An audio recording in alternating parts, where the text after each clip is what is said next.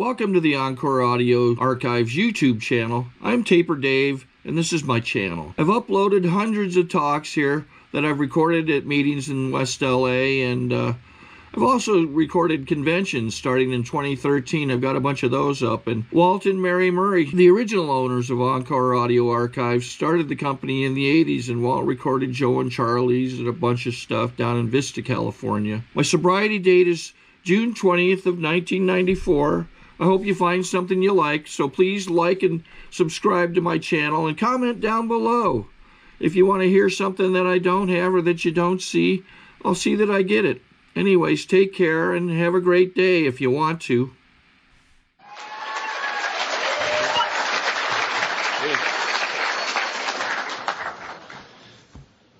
My name's Johnny and I'm an alcoholic.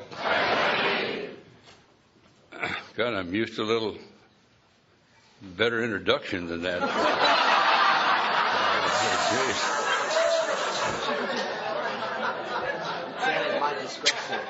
But I love you. I want to thank Rally and the committee for extending the privilege of me participating in an Alcoholics Anonymous meeting. It's my opinion, I hope it's always remained such, that it's some type of a privilege to come and sit with you good people. I hope I don't ever get it through my sick head that I have a right to everything that goes on in Alcoholics Anonymous. Just because I stumbled into a room a long time ago and got sober and been able to stay that way. I love the traditions. I've loved them since I was new in Alcoholics Anonymous because my sponsor made me talk to them. And my sponsor, they talk about it all the time. Clancy and I talk about it a great deal. Today, the traditions mean more to me than the steps do. And the reason that is true is if I don't try to adhere to the steps of Alcoholics Anonymous, I'm going to get drunk. But if we don't start living by the traditions of Alcoholics Anonymous, we're all going to be drunk. Now, we're all having a great weekend. This is a beautiful place. It's a great committee and the whole situation. But it would not be possible if it hadn't been for the traditions of Alcoholics Anonymous being accepted by our fellowship in 1950. Now, when I was new, most of you know that I took a drink at an early age, and my first drink led me to an institution, and my last drink led me to an institution. And I sat in a meeting of Alcoholics Anonymous one day, and some guy walked into Alcoholics Anonymous and told me I don't have to live like that anymore. And that was somewhere near 44 years ago, and he introduced me to a book called Alcoholics Anonymous and told me to go home and pray that maybe I'd find some part of me in that book. And I have tried to be a student of that book, Alcoholics Anonymous, from that day to this day. And my early days in Alcoholics Anonymous were spent with a lot of misgivings because I didn't understand what was going on. I didn't understand why anybody would take time out of their busy lives to come and see a sop like me. And if you really want to know, I was just an arrogant kid anyhow. I just hated everything that moved. And I spent the last 8 or 9 months of my life in a cell in solitary confinement in a maximum security penitentiary. So I was really not prime meat for the desert powwow, if you want to really know the truth. I had no future. I had no hope of future. Every dream I've ever had has been gone, and somebody introduced me to this book. And I took this book, and for the next 19 months of my life, I applied this book, at least the principles that are outlined in the book and the action that the book says. And miraculous things started happening to me. I sat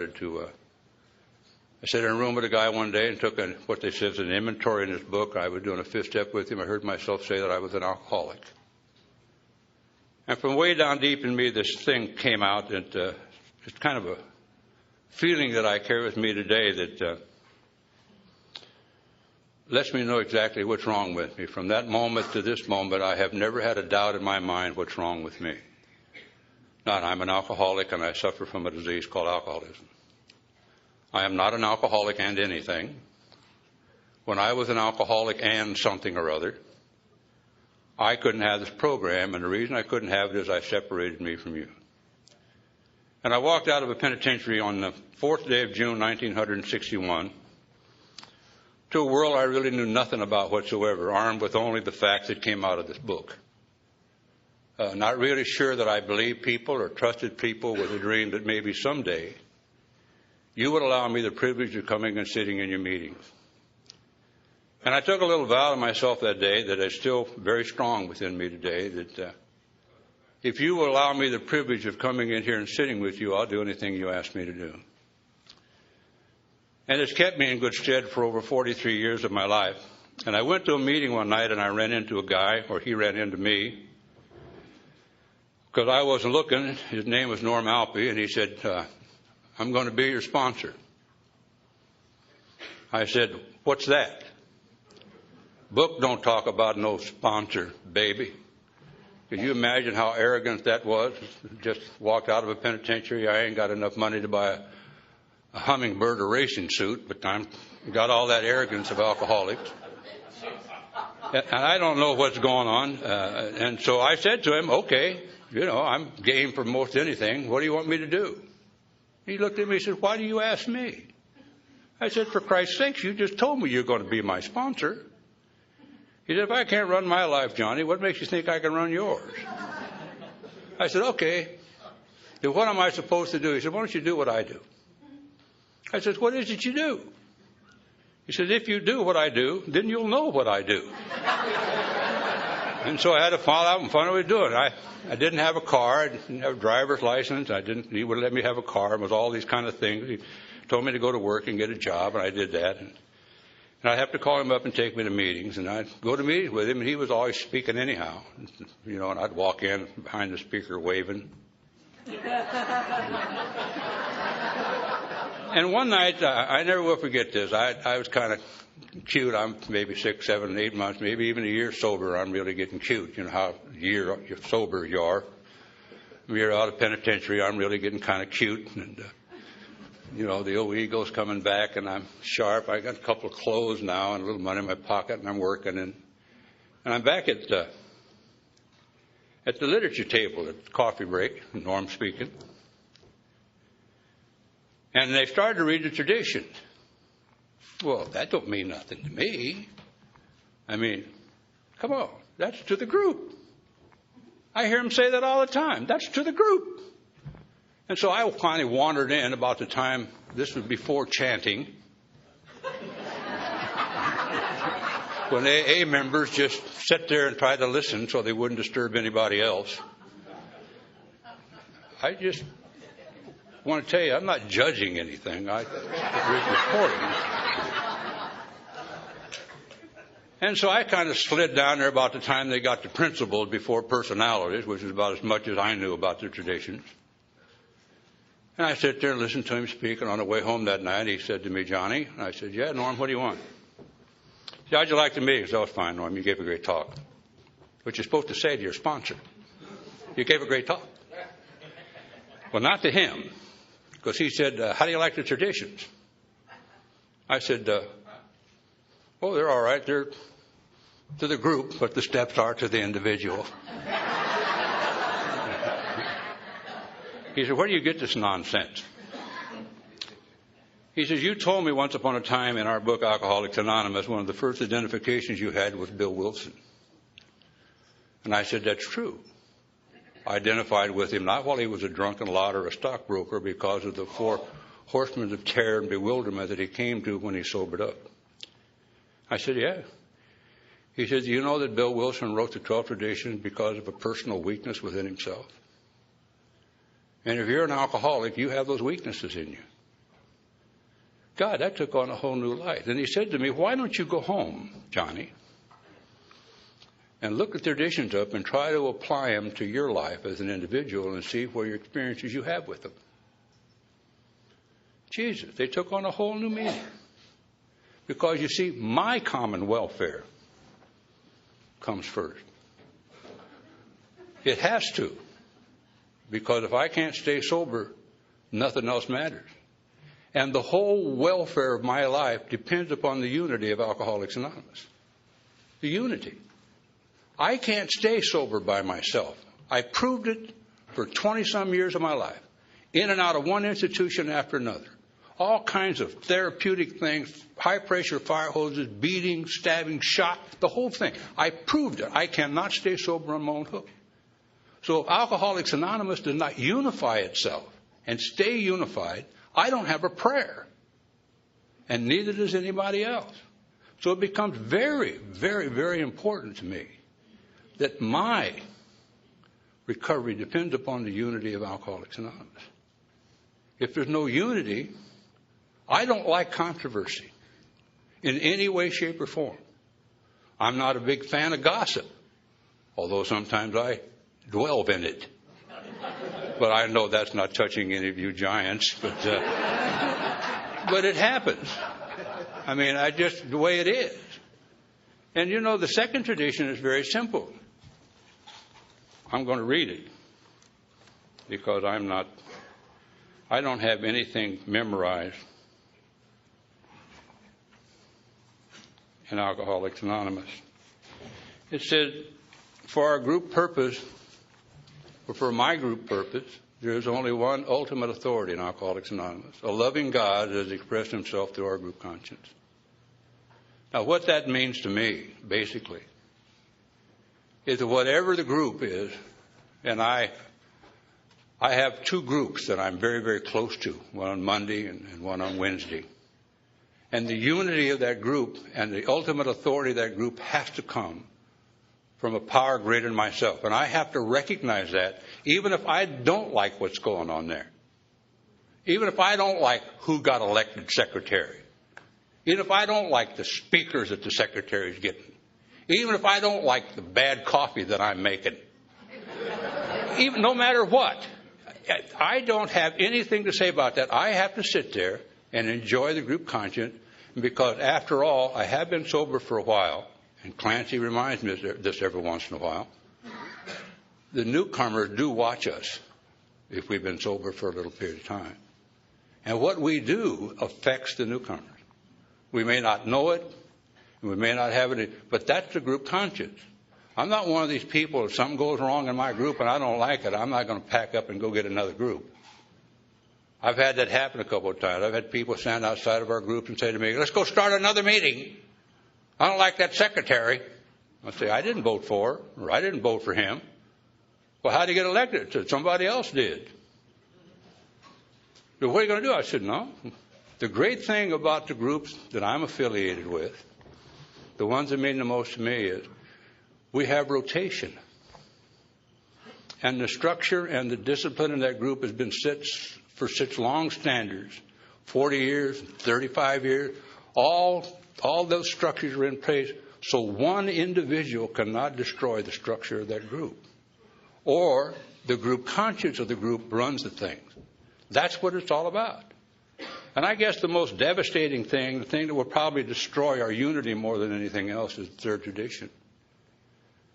This says the requirement for membership is a desire to stop drinking. That's not what the long form says. The long form says we used to refuse entrance to anyone who wishes to recover from alcoholism. That's not a desire to stop drinking. I hate reading things, but I want to read you a little something. I think this is very important because some guy gave this to me. I think my friend Norm gave this to me. I just want to read the highlights of it. It says, the focus on AA is on the alcoholic, and we ought to respect their perfect right to adhere to their own traditions and protect that focus. If we cannot use language consistent with that, we ought not go to their meetings and undermine that atmosphere. That's a highlight from a newsletter of Narcotic Anonymous. They, like us, have a singleness of purpose. And like Ralph was talking about it last night, the main purpose of any Alcoholics Anonymous meeting is to build a bridge of understanding from the newcomer sitting in the back of the room to the podium or to the front row or to wherever it was in Alcoholics Anonymous. They can walk across it. That's why we share our experience, strength, and hope in Alcoholics Anonymous. Because there has to be identification there or we're hopeless. And if we don't stick to the singleness of purpose, what these traditions really bring out more, all and all and all and all and all, to me, if I don't stick to my singleness of purpose, I am going to perish. I can't go off and start talking about something I have no experience in. Well, I could talk about using drugs, I guess. But I'm an alcoholic, and I suffer from a disease called alcoholism, and my main focus has to be on Alcoholics Anonymous and the program of recovery here in it. I probably use more drugs than anybody you've ever known, for Christ's sake. But it's got nothing to do with my alcoholism. And I have another something to read here. I love this little pamphlet. It's a little blue pamphlet, and it was written by somebody we should all know, a guy by the name of Bill Wilson. Here are the membership requirements. Can a non-alcoholic pill or drug addict become an AA member? No. Can such a person be brought as a visitor to an open meeting for help and inspiration? Yes. If so, should these non-alcoholic pill or drug users be led to believe that they have become AA members? And he said no. Can a pill or a drug taker who also has a genuine alcoholic history become an AA member? Yes. And you're looking at one. In our book, Alcoholics Anonymous, in one of the stories, somewhere, way back there in Akron a long time ago, when they were having trouble with this membership thing, I remember the story goes like this, that this guy came in who had a different affliction.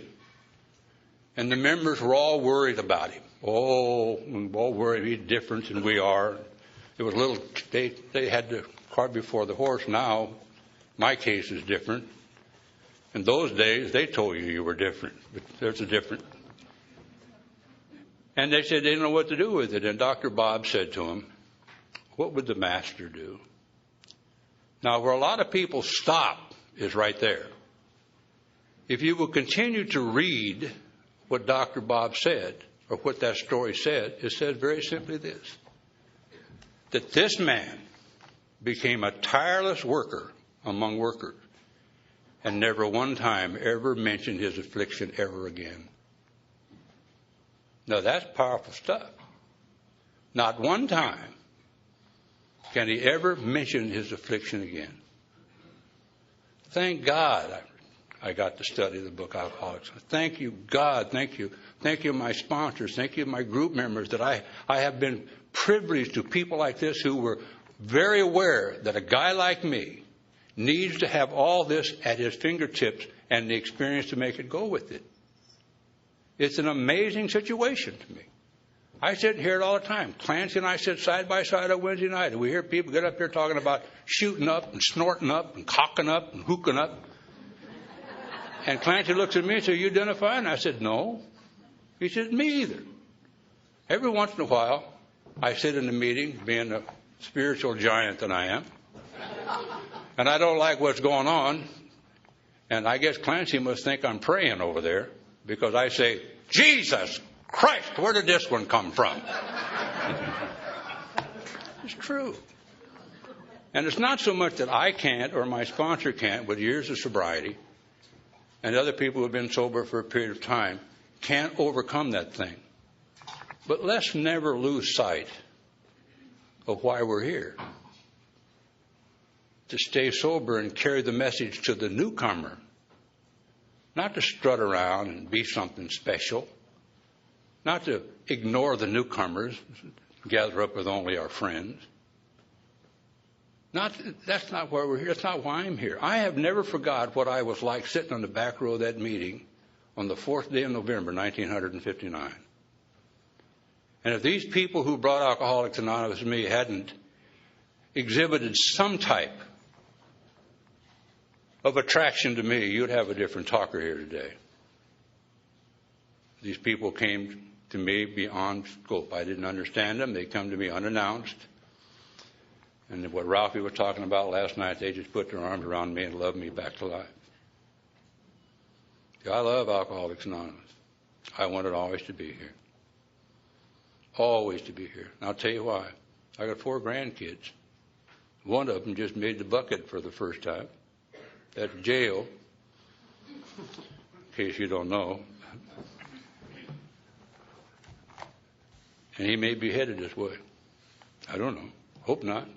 I don't ever want him to have to come to Alcoholics Anonymous. I really don't. It's not that I wouldn't want him to enjoy the benefits that we have received in Alcoholics Anonymous. Not at all.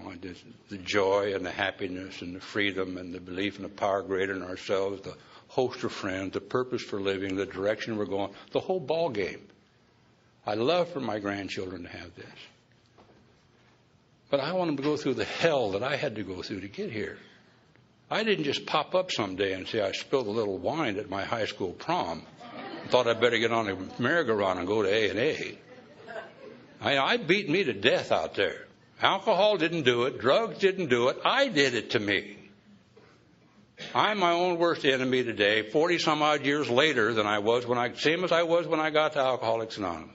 And the thing that keeps me from utter destruction most of the time are these traditions and my concern for the newcomer in Alcoholics Anonymous. Even though I don't behave properly all the time, I never have forgot what it was like to be a newcomer in AA. And if I ever do forget what it's like to be a newcomer, I'll probably be struck drunk. That's just the nature of the illness called alcoholism. It says each group ought to be autonomous except in matters affecting other groups. I ought to be autonomous except in matters affecting other groups or AA as a whole. That means I shouldn't run around and wear my group like some badge of honor that nobody else has because they're not quite up to my standards. Doesn't mean that at all. It just means that I'm very pleased and very proud to be a member of the groups that I'm a member of. I'm very pleased when somebody asks me where I come from, I'll tell them. I don't like to hear them badmouth my groups or my sponsor or my friends or anything. I don't like any of that nonsense.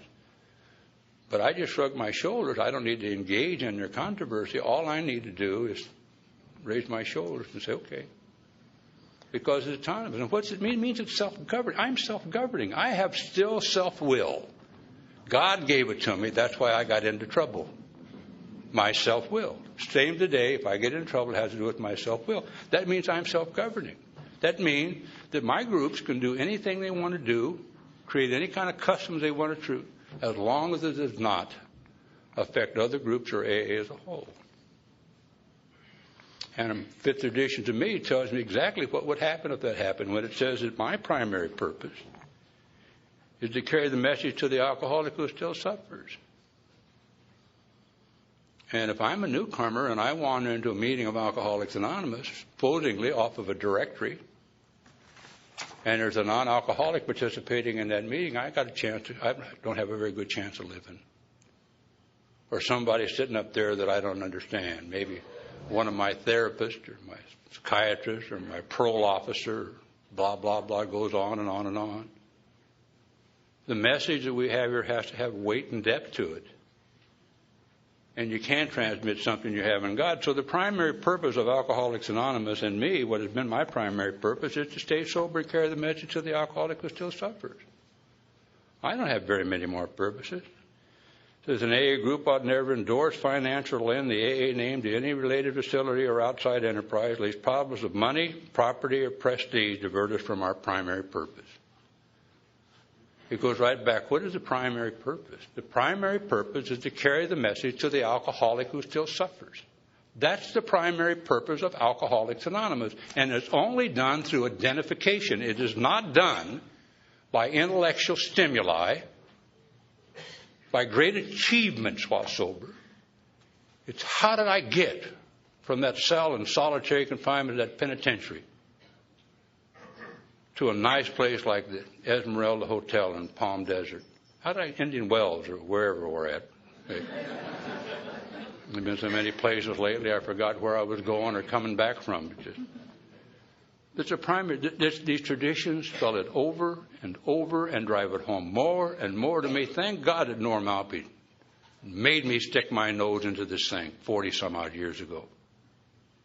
Well, what is my primary? My primary purpose is to stay sober and care. And the traditions keep bringing that back to me time after time after time. And then this is one he made me the first time he told me to go to be my sponsor. He made me adhere to this tradition. Said I ought to be self-supporting through my own contributions. He did that. He said, get a job and go to work, you bum. I told him, I'm not a bum. I'm an AA member. He says, you're an AA bum. Bums don't work. Get off of welfare. I said, don't you ever say that to me again, Norm Alpe. I'm going to hit you. He said, what do you call living in penitentiary, Johnny? Self-supporting through your own contributions? I mean, that wraps it up. It also means, to me, that we ought to make sure that our home groups are self-supporting, that we should reach in a little deeper. I know people sometime will go out. I've watched them in my own home group. I'll watch them go out and spend $25, $30 on a dinner and put a handful of change in the basket when it comes by them. And stand and tell you how grateful they are for Alcoholics Anonymous. Let somebody else do it. That's gratitude. Let somebody else pay the tab. That's gratitude. That's the way I used to live before I got here. I am self-supporting through my own contribution. I wouldn't even be here if it wasn't for Alcoholics Anonymous. And I'm going to reach in and have a $35 dinner and put 15 cents in the basket because I spent my last thing buying a package of cigarettes. See people smoking and drinking coffee and bringing Starbucks into the meeting, but they can't put any money into the basket, change or whatever they got handy. Oh, I'll tell you, I sat next to Clancy every Wednesday night. And if I don't stick a $5 in that basket, he said, what? The other night I had 5 ones. We went out to dinner, Clancy and I and my classmate, the other one. And he came back, and I was trying to get change at the ice cream store for a $20 bill, and the guy didn't have it. So when the basket came by, I had 5 singles. And I rolled it up and put it in the basket. Clancy said, how much do you put in there? I said, 5. He said, you didn't have it at the ice cream store. Yeah, but I have 5 singles. I do that at my home group on Monday night. I put $5 in there. $1 don't buy nothing no more. You can't even buy a Starbucks for $1. And them Mokies. My God. You know, it says here that Alcoholics Anonymous ought to remain non-professional. I got to remain non-professional.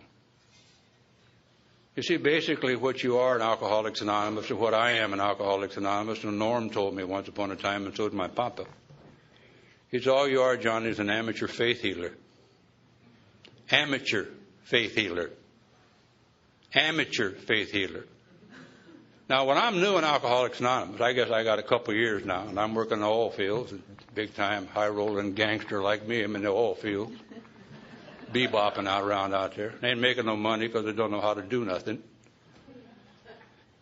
And I got a call. The warden from the institution I came out of recommended that I attend a symposium at Norco, which is now a big drug rehab program out there in Norco. And the theme of this symposium was the role of the offender in treatment. Sound great, huh? Well, I went out there. I ain't got no money. I go out there and see what they got, and besides the warden recommended me. I guess my ego drove me out there because I was going to tell him how to do it. Harvey was taking me to a lot of institutions anyhow. So I went out there, and basically what they offered me a job. They offered me a job as a liaison officer between the parolees and the parole department. It's a nice name for a stool pigeon. And so I thought about that. I could just see me. I got this. I ain't got $1. I ain't got, I ain't got enough money to buy a hummingbird or racing suit. I ain't got nothing. I got a wife, a couple kids now, and I don't know what to do. And I got no money. I got nothing. And a guy offered me $1,000 a month and a company car. Well, it was a state car. Same thing. And he's going to give me a little desk in Huntington Park at the Nailing Center with my nameplate on it. So I could sit and watch myself and read my nameplate on my desk and drive around in my little car. Well, I liked it because, man, now I'm going to work, 8 to 5. I'm going to go home. I'm going to clean up. I'm going to go to AA meeting, which is a trap. I'm going to be able to help people in AA all the time, and I'm going to do this great job. I'm going to help all these guys in my neighborhood I grew up with. Yeah. I can just imagine my gangbanger saying to me, "What are you doing for the parole department?" But there's always been some type of a power that's overlooked my life, that's kept me from engaging in things that would destroy me in Alcoholics Anonymous more than anything else. And that night they had a break from the symposium, and I had to go to a meeting, to drive an old lady by the name of Myrtle Snyder to a meeting. Myrtle's been dead a long time now. And so I'm all excited. I'm going to tell her about this big deal I got. Boy, it's a big deal. I mean, I got $1,000, Mom. Hey. Got a car. We're going to be able to go. I'm going to be able to drive it to Tehachapi. We're going to do all this stuff, Mom. Take it to TI. We're going to do it all together, Mom. She said, what? She said, what are you going to do? I told her. She says, I'd like to ask you a question. I said, what do you want to know? She says, how do you sell a gift? Particularly if the gift isn't yours. It was given you for free and for fun. You give it away for free and for fun. I had to go back out to that symposium the next day and told them I'd be glad to come to their institution anytime they wanted me to after I got off of work. I have never regretted that decision. There's been times when money was tough. There's been times when I didn't know where the next buck was coming from. There's been times for that, but I sure as hell never had to sell my soul or my program of recovery called Alcoholics Anonymous for $1. I never had it. I wouldn't be able to stand that. I'd blow my brains out. I'd get drunk. I'd be running the street somewhere doing that stuff. I cannot sell this program. And I don't think anybody else can either. It's given to us for free and for fun. That's what's always happened to me. It's the most amazing thing that I know of, how these things have just taken care of me despite of my own arrogance. It'd say that I ought not never be organized, but AA ought not never be organized. We don't have to worry about the powwow violating this one.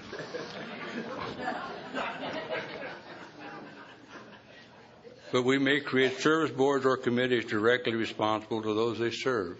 There's that word again. There's a couple of words in these traditions that keep jumping out of there.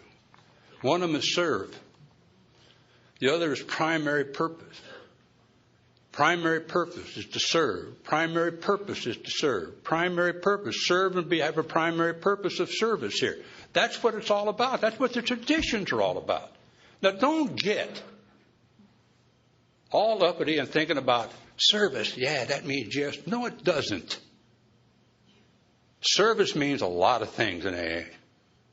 Service to me, a lot of time, is just sitting in my seat when the meeting starts. Service to me sometimes is just sitting there through the whole meeting and trying to be attentive. Service to me means doing whatever it is that Alcoholics Anonymous has asked me to do, whether I like it or whether I don't like it, whether it's an imposition, whether it's tricky, whatever it may be. That's what it's all about. It's 10. Alcoholics Anonymous has no opinion on outside issues, hence the AA name ought never be drawn into public controversy. I don't ever run around and just... Well, I don't wear any of them bumper stickers on my car. There's a very good reason for that. I don't want anybody to see an AA member acting like that on the freeway sometime. It's true. I mean, Jesus, I'm boning them off and cutting them off and carrying on. I remember one day I was going down the freeway, the spiritual giant that I am, and I'm out in the fast lane and a guy was honking at me. Well, I kind of moved over after a while to teach him a lesson. And he drove up alongside me and went, I bet you think a spiritual giant in AA has been sober for a while, had meetings to go to and people to sponsor. I bet you thought, go, my friend, and sin no more. No, I damn near got him before he got to the off-ramp. But he outmaneuvered me, so I got the next off-ramp. And I wandered around that neighborhood for about an hour looking for his car. No, but that's only been maybe 10 years ago, so... I mean, I've grown a great deal since then. I wouldn't look that long for it this time. It's an amazing thing. You know, basically what I'm trying to tell you is if I don't have all these things working in my life, I don't have a prayer. I don't know much going on. I love the last two paragraphs more than anything that I know of. I just love them to death. Every time I hear them read. You know, I'm very lucky. Very lucky. Twice a month I get to sit in AA meetings. Twice a month. Where they read the long form of the traditions. They read them. And I listen to them with great attention. Sometimes in my home group I hear people say, oh. You know, and I want to just, being a spiritual giant that I am, I want to go over and slap them. Because when you mock the traditions with your chanting or anything else that you do, when you mock the traditions, you're mocking the tens of thousands of people, alcoholics like you and I, who died to make these things come about so you and I could sit here in splendor with no thing. That's what we're mocking these people. That's what I hear when I hear this chanting nonsense going on. I hear mocking these magnificent men and women who formulated this thing so you and I could sit in these rooms and enjoy this magnificent life that we have. It's an amazing thing. My public relations policy is based on attraction rather than promotion. It's attraction. It's attraction. You're an attraction whether you like it or not. Good, bad, or indifferent, Norm used to say. Whether you like it or whether you don't like it. And I'm an example of good, bad, or indifference at the program of Alcoholics Anonymous works. That I haven't drank anything, smoked anything, had any antidepressants. I haven't smoked any weed. I hadn't any weekend heroin going on here for a while. 40-some-odd years now. I'm an attraction. That you can live no matter what circumstances bring you, and I've had them all. The only thing that hasn't happened in my life since I've been sober is one of my children having died. That I would not be able to take, I don't think. But I haven't had to have anything to take the edge off either. I haven't had anything to do that with. I've only had you, a sponsor, people in my group, and this magnificent legacy that I've been left here by the people who went before me.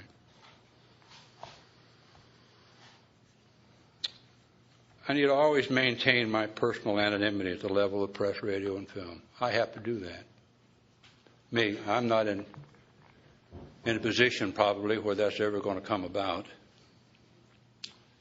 But I would never let anybody video me either. And the reason I wouldn't is because an egotist like me, what I would do, I'd sit around and watch my video. I would. Come on. What else would you have one for?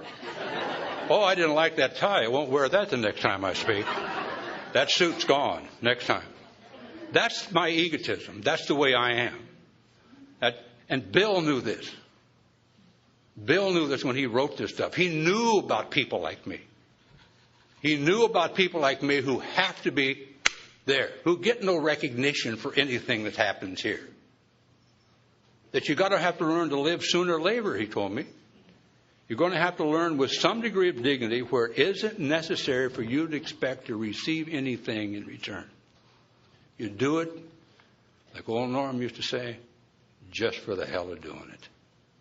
You do it a day at a time, weeks at a time, sometimes months at a time. But you hang in there. Old friend of mine, who's very sick now, I love him a great deal. His name is Ray O'Keefe. He's living in Florida. He said when he was new, he had all these problems. He'd say to his sponsor, what am I supposed to do? His sponsor said, well, if you don't drink and you go to meeting, you'll be all right. He said, his sponsor, when am I going to get another job? He said, when did you get another job? That's the kind of simplicity I love here. Don't drink. Go to meetings and try to help somebody else.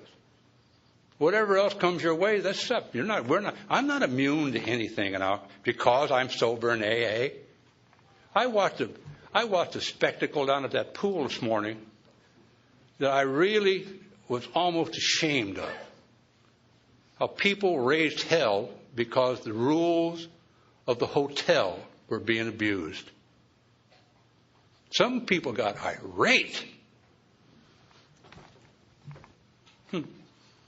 And somebody said to me, I said, what the hell, you think you're special just because you ain't drinking? Oh. I asked one, did she read her 24-hour day book today? That got a laugh from her husband. It's amazing. What do we think? What we think we're special? Just because we don't drink anymore? We're not out there killing ourselves somewhere? We're special? I can't think of anything worse than that. And if you ever talk to me about a power greater than yourself and you think you're special, you don't know anything at all about a power greater than yourself. What kind of God would that be anyhow that would make us special over anybody else? That would allow us to bend the rules to suit ourselves and our own purpose on our own comfort. What kind of God would that be? My grandmother talked about a God who punished little boys who were bad. My papa taught me about a God that loves me. Told me I'm one of his kids, and if I act like one of his kids, I'd be treated like one of his kids. And I guess for 40-some-odd years of my life, I've lived more like one of his kids than some little egotistical orphan, because my life is absolutely fantastic. Anonymity is a spiritual foundation. What does that mean? I don't get any credit for any good things that's happened to me. Not at all. I don't run around and announce to the world that I'm a sober member or a sober person or a sober member of Alcoholics Anonymous. It's the foundation of all of our traditions, the anonymity here. That I get no personal blessing because of these great blessings that have been given to me. I'm not entitled to that. It reminds me to place principles before personalities. Well, what are the principles?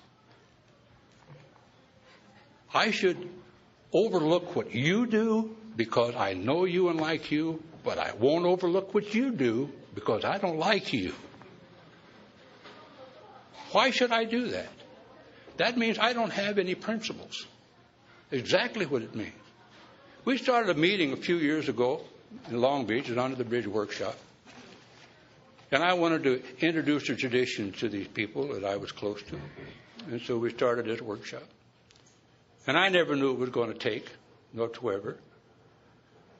And one night, 4 or 5 years into this thing, maybe 6 or 7 years, I don't know, lose track of time, we were having an election. And a young lady that I've grown to love a great deal, like a kid of mine, I heard her say, just sitting behind me, I heard her say, I like so-and-so, but I think the other one would do a better job, so I'm going to vote for her. That is principles before personalities. To me, I wept on the way home that night because somebody seemed to be getting it. There was somebody starting to get this thing. It's a strange thing. I'm going to tell you the story about what this really means to me. As most of you know, I'm a peddler. I go out and sell things. I drive around and look for things to sell. And one day I'm out riding around in an industrial neighborhood a few years ago, and I drove by this parking lot, and it was full of the product that I sell. You wouldn't understand it, Demetrius.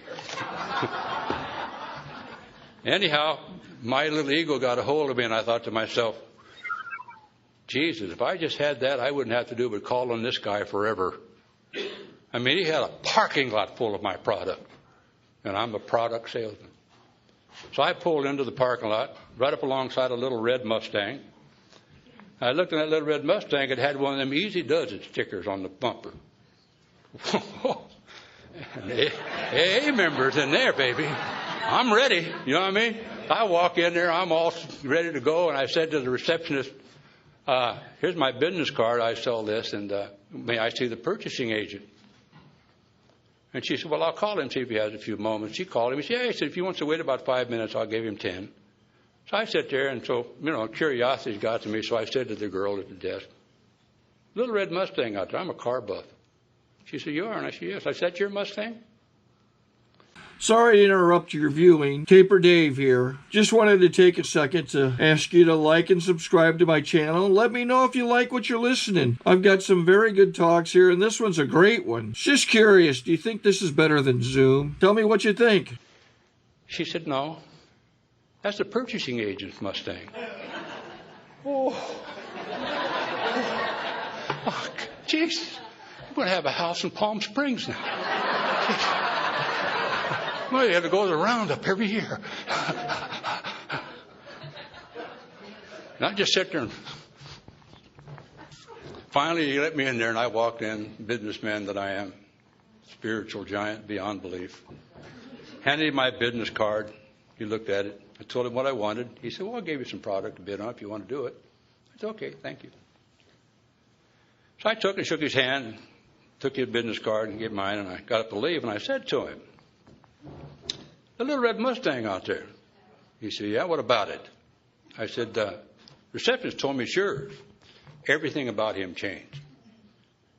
He got hate in his eyes. He says, no, that's my wife's Mustang. She went to AA and ran off with one of them alcoholics over there.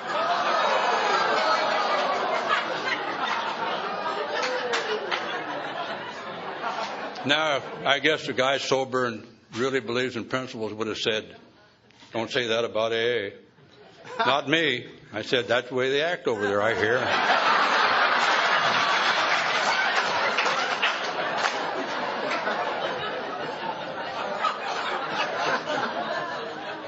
I'm still doing business with that client. 30 some odd years later, 35 years later. I treat him with respect. I don't rip him off on his prices. I do for him what I say I'm going to do when I say I'm going to do it. I'm where I say I'm going to be when I say I'm going to be there, or I let him know why I'm not. I take him out to lunch from time to time. He doesn't ask me why I don't drink. He just quit drinking. I mean, I never ask him why he don't drink anymore either. But here's the payoff to me. If that man would walk into the meeting of Alcoholics Anonymous, where I am now a member, and sees me there,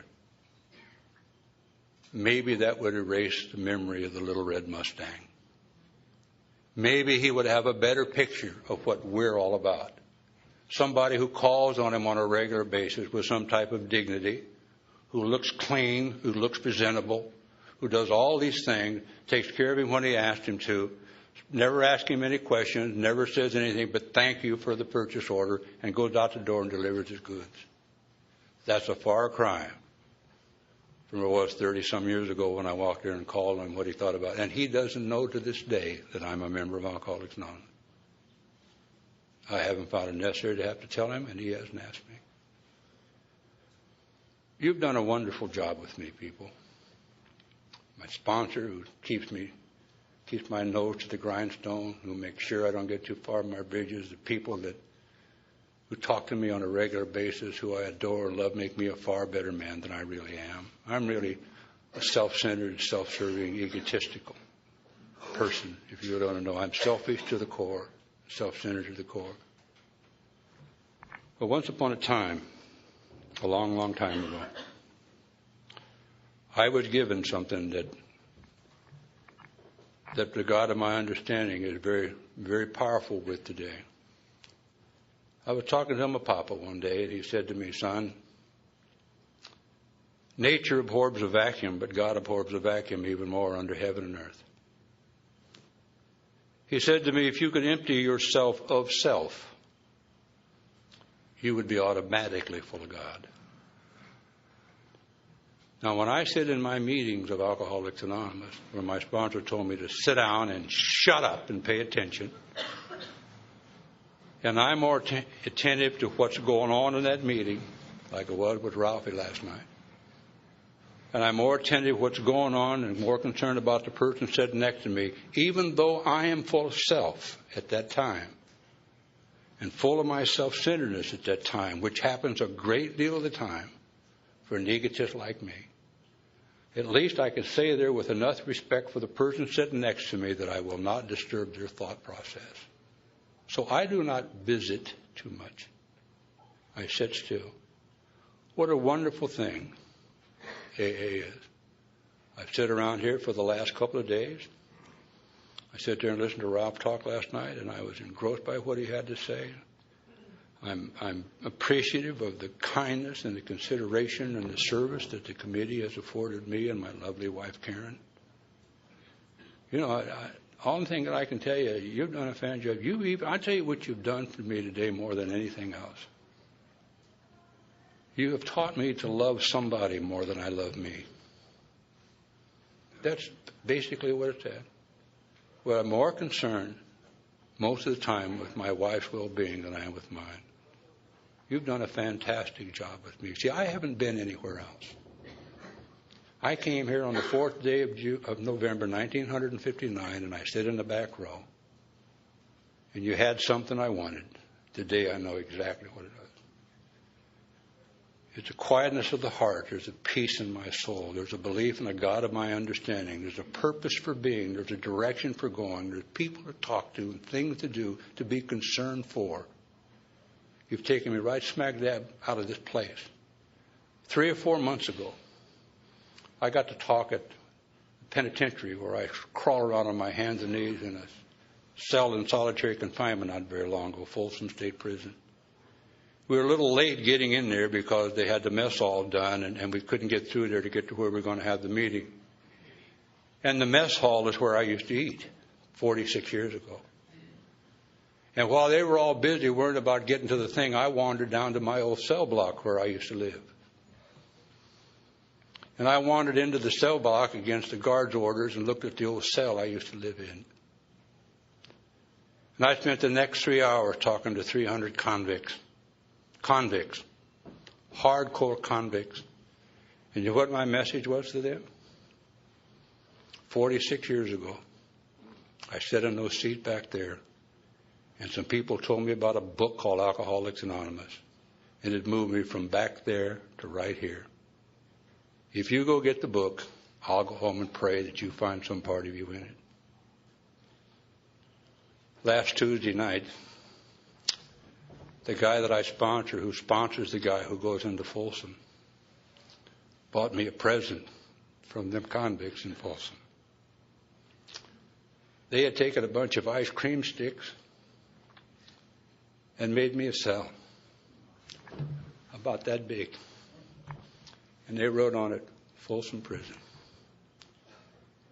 Everything I have in my life, I owe to Alcoholics Anonymous. Everything I ever hoped to have in my life, I owe to Alcoholics Anonymous. And like old Norm used to say, it's a long, long walk from a cell in solitary confinement in a maximum security penitentiary to where I stand right now. But for the grace of God, AA, and good people like you, I could have missed it all. Thank you. God bless.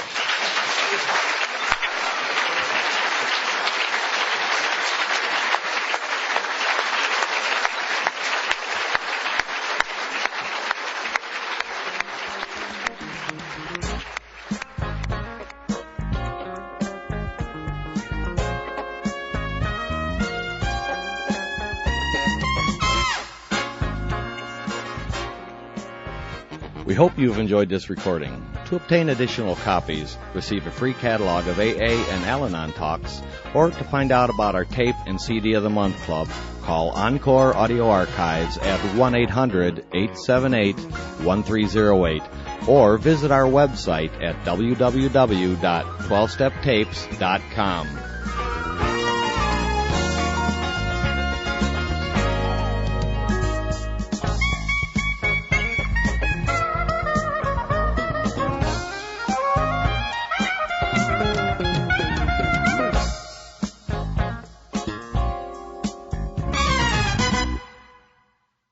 I think we got a great talk going on here. Thanks for watching the channel. Taper Dave here.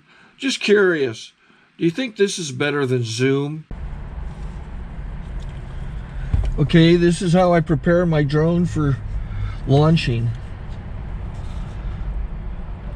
I like to do it inside the cab of my truck so I'm not standing outside in the weather. To install the joysticks for control, up and down, right and left, power it on.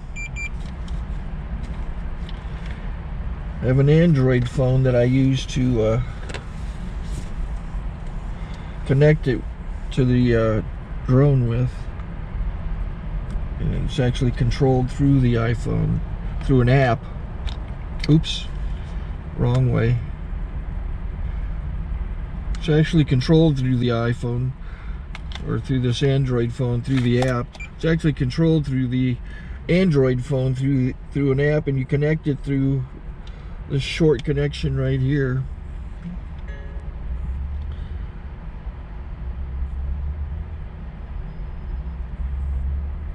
Remote control connected. Remote control's connected. So I pull out the drone. I have to extend the legs, long legs extended first, then the short legs. Remove the gimbal protector. Set that aside, then power it on one short burst, then one long burst. I lay it down. So I have to go to calibrate. So the drone's not connected yet. Shows you here as this drone gets disconnected, even though the remote's powered on. So the drone has to establish it's connected. So I go into the app to calibration mode. First I'll calibrate the remote controller. Start calibration. Out, in, oop, out, in, up, down. And then this little wheel is to control the gimbal. So it's calibrated. Go to gimbal calibration, start calibration, and then it calibrates the gimbal. I don't know if that shows up. The gimbal's moving all over the place. Changes, you can see it on the video. And I'm calibrated to take off. It's acquired 7 satellites at the moment. There are 26 satellites up in the sky, which it has to acquire before you can take off. So it's connected. It's got enough satellites. This is white. I can go to press this little arrow button, swipe right to take off, and it would start the motors if I slid this to the right. But I'll wait till I get outside. Don't want to do it inside.